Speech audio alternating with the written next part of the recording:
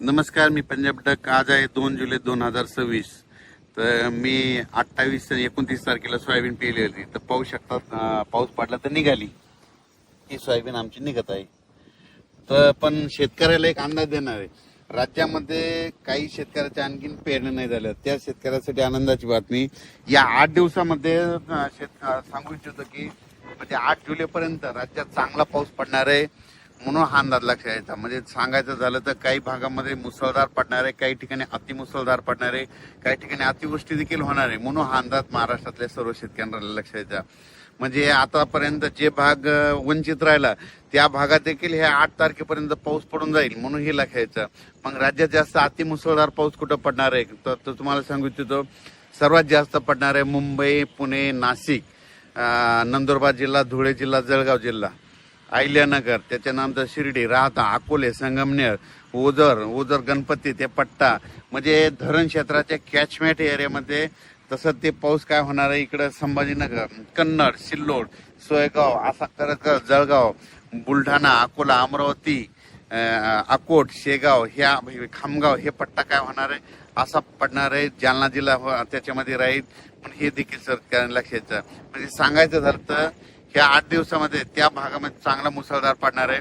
पण उर्वरित राज्यात देखील म्हणजे काही जिल्हे म्हणजे सातारा जिल्हा, सांगली जिल्हा, सोलापूर जिल्हा, पुणे जिल्ह्याचा पश्चिम भाग, त्याच्यानंतर इकडं धाराशिव जिल्हा, लातूर जिल्हा, बीड जिल्हा, नांदेड जिल्हा, परभणी जिल्हा, हिंगोली जिल्हा, यवतमाळ जिल्हा, वाशिम, त्याच्यानंतर वर्धा, नागपूर, भंडारा, गोंदिया, चंद्रपूर, यवतमाळ, हे सगळीकडे मग काय होणार आहे, ह्या 8 दिवसामध्ये पाऊस पडणार. काही ठिकाणी जोराचा पडणार, ओढे नाले पडणार, कुठं रिमझिम पडणार, काही ठिकाणी सततधार राहणार, म्हणून हे लक्षात यायचं.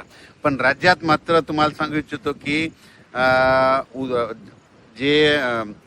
जी पाण्याची जी टंचाई वाटत शेतकऱ्याला, पाणी टंचाई होणार आहे, दुष्काळ पडणार आहे, ते तसं काय होणार नाही. तुम्हाला सांगू इच्छितो, उत्तर महाराष्ट्रामध्ये जे धरणं येतात, तुम्हाला सांगतो उत्तर महाराष्ट्रामध्ये नंदुरबार जिल्हा, धुळे जिल्हा, नाशिक जिल्हा आणि त्याच्यानंतर अहिल्यानगर, जळगाव जिल्ह्याचे जे छोटे छोटे धरणं आहेत, या पावसामध्ये ते पाझर तलाव त्याच्यामध्ये भरून जातील, म्हणून हे लक्षात यायचं. पण त्या व्यतिरिक्त तुम्हाला सांगू इच्छितो, निळवंडे धरण झालं, भंडारा धरा, त्याच्यानंतर गंगापूरचं धरण झालं. काय होणार आहे, इकडं उत्तर महाराष्ट्राकडे पाऊस पडणार आहे, गोदावरीला, नाशिककडे पूर येणार आहे, त्याच्यामुळे ते पाणी काय होणार आहे ह्या धरणामध्ये येणार आहे. ते धरणं जर भरले तर मग काय होतं, त्याच्या खालचे जे धरणं आहेत, मग जायकवाडी धरण हे, मग त्या धरणाचं पाणी त्याच्यात सोडतं, म्हणून शेतकऱ्यासाठी आनंदाची बातमी. म्हणजे पिण्याचा प्रश्न त्या पट्ट्यातला मिटू शकतो, म्हणून हे लक्षात. पुण्यात पुन्हा कोकणपट्टीचं एक सांगायचं झालं तर उजनी धरणाबाबत शेतकऱ्याचे फोन आले, कोयना धरणाबाबत आले, तर त्या भागात देखील काय होणार, कोकणपट्टी ह्या 8 दिवसामध्ये कोकणपट्टीकडे म्हणजे रत्नागिरीपासून ते इकडे मुंबईपर्यंत, पालघरपर्यंत मुसळधार, अतिमुसळधार पाऊस पडणार आहे. कोकणपट्टी, घाटमाता, महाबळेश्वर, त्या पुणे त्या परिसरामध्ये. मग त्याच्यामुळे काय होणार आहे, जे कोयना धरणाचा जे कॅचमेंट एरिया पाऊस पडण्याचा, त्या एरियात पाणी पडणार आहे आणि कोयना धरणाला लगेच पाणी येणार आहे. त्याच्यानंतर उजनी धरणात देखील काय होणार आहे, पुण्याकडे तिकडल्या पट्ट्यामध्ये पाऊस पडणार आहे, त्याच्यामुळे उजनी धरणात देखील या पावसामध्ये बऱ्याच भागामध्ये आवक मध्ये सुरुवात होणार आहे, म्हणून हे लक्षात यायचं.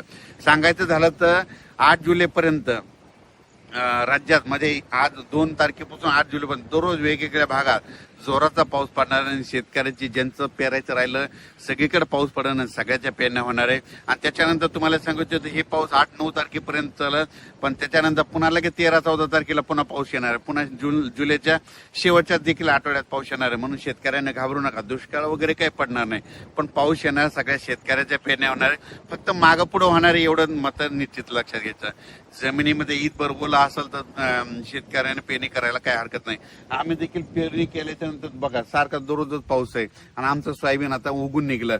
आणि पण मुंबईकरांना आणि नाशिक जिल्ह्यातल्या मुंबईकरांच्या, नाशिक जिल्ह्याच्या जनतेला एक माझं एक आव्हान आहे, हे 8 दिवस जरा सतर्क करा. काय करा, उघडे नाले ज्यांचे घर नाल्याच्या बाजूला, वड्याच्या बाजूला असेल तर तुम्ही जरा काळजी घ्या. पाऊस जर चालू असला, सारखा जर 3 तास पाऊस चालू राहिला तर तुम्ही समजायचं बिलकुल पूर येणार आहे, म्हणून ती परिस्थिती राहता तुम्ही दक्ष राहा. कारण की मुंबईमध्ये खूप अतिमुसळधार पाऊस पडणार आहे. मुंबईपेक्षा जास्त नाशिकच्या म्हणजे दिंडोरी आणि इकडे गुजरातचा परिसर, नंदुरबार जिल्हा, धुळे जिल्हा, नाशिक, निपाड, ह्या येवला सगळीकडे जवळपास चांगला जोराचा पाऊस पडणार आहे. अहिल्यानगर पडणार आहे. ते पाऊस परत काय होईल इकडं अहिल्यानगर करत इकडे कडाष्टी बीडकर देखील येणार आहे. पाथर्डीकर पडणार आहे. तिकडं जर पडला तर परत तिकडं एका दिवस त्या नदीला पाथर्डीच्या तिकडल्या देखील पूर येऊ शकतो. म्हणून त्या पाथर्डीकरल्या शेतकऱ्यांनी लक्षात घ्यायचं. कारण की कमी वेळेत जास्त पाऊस पडला तर तुम्हाला सांगू इच्छितो पूर येण्याचं लक्षण कसं असतं. तर 1 घंटा जर पाऊस पडला सारखा की समजायचं नदीला थोडाफार पूर येणार आहे. पण पाऊस 2 घंटे पडला तर समजायचं आता धोक्याची पातळी होणार आहे. आणि 3 तास सारखा सलग पाऊस पडला की 100% नदीला पूर येणार. हे गणित सगळ्या शेतकऱ्यांना लक्षात यायचं. म्हणजे 3 तास सारखा पडणं म्हणजे तुम्हाला सांगू इच्छितो 120 मिलीमीटर ते 140 मिलीमीटर पाऊस असतो. म्हणून हे लक्षात यायचं. मुंबईकरांना एक सांगितलं होतं मागच्या अंदाजामध्ये 20 जूनलाच म्हणलं होतं की मुंबईला म्हणजे 1 जुलै ते 11 जुलैच्या दरम्यान जवळपास 1100 ते 1200 मिलीमीटर त्या 8 दिवसामध्ये पाऊस होईल म्हणून मागच्या अंदाजामध्ये सांगितलं होतं. आणि त्याच्यामध्ये ते मुंबईचं ते पाणी पिण्याचं ते धरण आहे ते देखील भरलं. म्हणून मुंबईकरांची ताण भागवणार ते धरण भरलं. पण त्याच्या व्यतिरिक्त आता इगतपुरी त्या उत्तर महाराष्ट्राकडे पाऊस पडणार आहे. त्याच्यामुळे बऱ्याच कॅचमेट एरियात त्या धरणाला पाणी येणार आहे. म्हणून ही सर्वप्रथम आनंदाची बातमी.